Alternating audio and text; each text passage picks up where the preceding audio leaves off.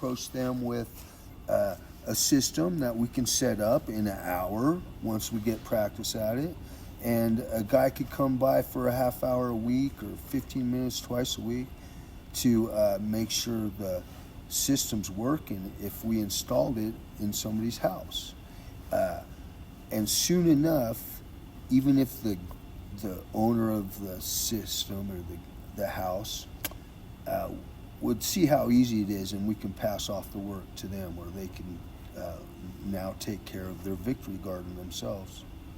Really, just can I keep plants alive in Reno in the winter? You know, I hear people say, like, why bother? You can't do it, basically. So I've been doing biochar experiments. I didn't want to stop just because of the winter. So I made this greenhouse with the heat pads. You'll see, we'll show you later, but when this is closed, it's nice and neat and tucked in.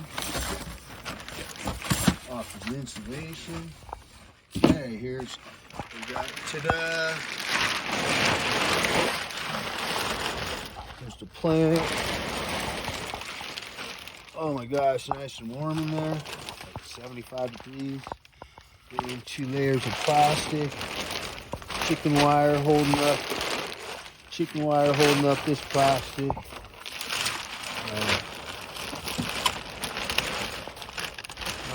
Not made for the human, made for the plants. And that's how it's made. Screw down the wire with the wood, right? Okay. Okay. Alright, so yeah, here's some pictures of wires going to, we have heat mats in here. They're on a thermostat. Let's see. This is thermostat for the worms. Here's thermostat for, this is thermostat for these heat mats. Right now it's 60 degrees in the black. I wish I should have a thermometer for inside. I don't know the temperature inside, but it's is that 60 degrees in the rocks, the biochar, I mean. Okay, it's set for 45 degrees, so this doesn't even get used, I bet. Maybe in the middle of the night it does. I'd love to know. But it's set for 45 degrees just to keep this from freezing. That's all I'm really concerned with. So the heat mats aren't on, but they're there for emergency. Bam. Got a heat mat here underneath my water reservoir. Set at 45 degrees. Probably haven't had to use it yet this year, but it's just there for emergency so the water doesn't freeze, basically. And then got my pump. Filter, got a pump in there. Might as well show it. Let's see. There's pump, filter, hose. The hose is drip line. Goes up in here in a loop. And I just have the hose kind of carefully randomly laid down to feed water to the plants. They turn on with this timer, 15 minutes twice a day, once at noon, once at 3 p.m. This goes on for 15 minutes. Water is delivered to the plants, goes down the biochar. All of that is held in by this plastic pond liner. It's really just a tarp. Plastic pond liner. We have a drain here that lets the water go out of the upper chamber back into the reservoir. Got a little drain under there. And it has a filter on it. And it leaves like 1 inch of water underneath the biochar at all times. Anyway, as a default setting. So there's always water, 1 inch of water in this bed at all times, able to evaporate water up to the roots as they're needed. Okay, so these are the worms, and we're just keeping them alive in the winter, through the winter as well, through Reno winter. They have a thermometer checking the temperature inside of this worm bin. And then I got a heat map there. Thermometer set for 60 degrees. So these worms never get under 60 degrees. And I figure any heat inside here goes up and helps keep this warm as well. So here's a small worm bin. And I see soldier flies in there, which isn't optimum for worm bin. It just means it's a little bit wet and warm, which is better than cold and dead, I guess. All right, here, okay. So this has been living underneath there.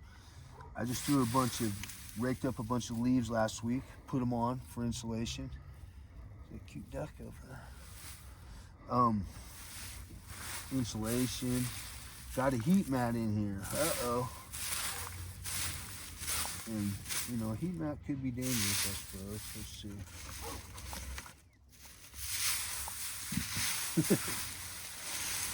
It is waterproof, and I don't have it under too much shit. Let's see. Getting too hot, I wonder? No, all right, we're all right. Oh, there's the heat mat. It's in there. Let's see how the worms are doing. It's just keeping them warm. I'm sure they're kind of in hibernation mode, I imagine. Let's see, but it's very warm to my hands. Nice, warm, healthy worms. Lots of cocoons in there. Cocoons have, I think, 3 to 6 eggs in them. Can turn into 3 to 6 worms. These suckers under optimum conditions, and to be honest, they probably are under optimum conditions right now. Should feed them a little better. They double every 3 months.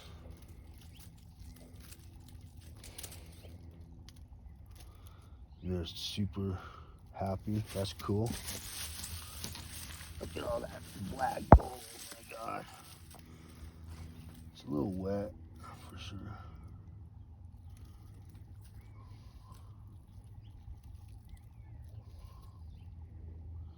They love cardboard. It's amazing. They love the cardboard. So there's that one. You know, they're being a little neglected right now, but worms are like that. You just give them the conditions they want. Whoops. They'll stay there for you. So I'll put this a couple inches under. I guess it's working out okay. No fires, so. Let's see, how do I do that? Insulation.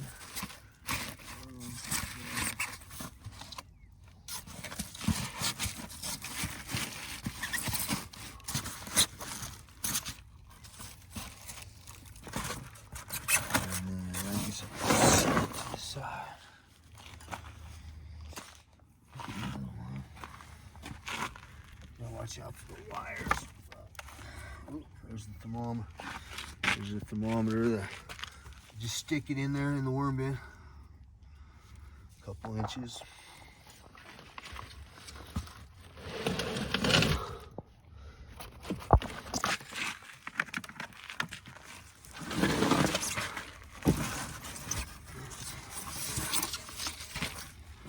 Insulation. It's like 60, 65 degrees in here probably.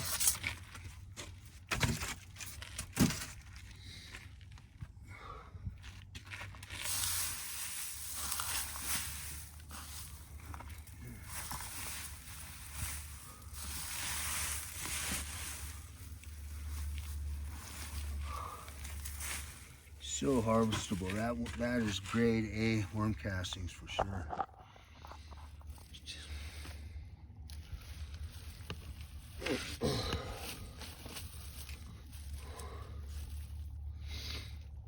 I should get him some more cardboard. Should be right.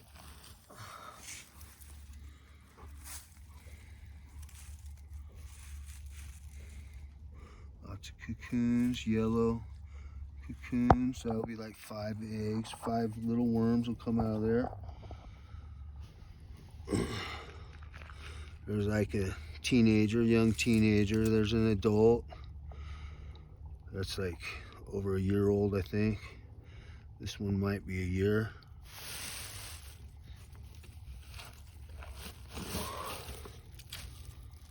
Nice and warm. So they're happy and healthy. Mission accomplished.